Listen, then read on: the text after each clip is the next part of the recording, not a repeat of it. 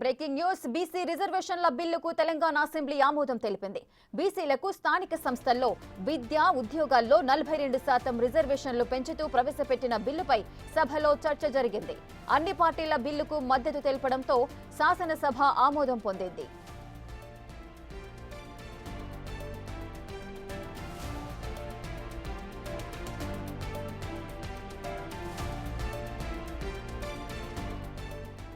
BC రిజర్వేషన్ల బిల్లుకు Telangana assembly ఆమోద ముద్ర వేసింది. బీసీలకు స్థానిక సంస్థల్లో విద్యారంగం, అదేవిధంగా ఉద్యోగాల్లో 42% రిజర్వేషన్లు పెంచుతూ ప్రవేశపెట్టారు.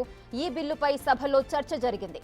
ఇక అన్ని పార్టీలు ఈ బిల్లుకు మద్దతు తెలపడంతో శాసనసభ ఆమోదం పొందింది.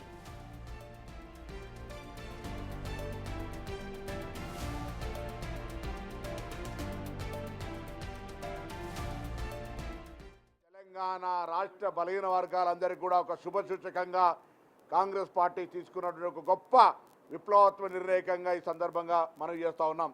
ఇది రేపు దేశానికి ఆదర్శం. ఎందుకంటే రాహుల్ గాంధీ గారు భారత్ జోడో యాత్ర చేసే సందర్భంలో దేశంలో ఉన్నటువంటి అసమానతలను గమనించి ఎవరెంతో వారికంతా ఉండాలనేటువంటి ఒక నిర్ణయంతో జితిన ఆబాదీ ఉత్తర ఇస్సేదారి అని ఈ యొక్క కుల గణన జరగాలని దేశవ్యాప్తంగా డిమాండ్ చేసే సందర్భంలో మా ప్రభుత్వం కేంద్రంలో అధికారంలో రాకపోవడంతో ఆ నిర్ణయాన్ని అమలు చేయలేకపోయి ఉండొచ్చు.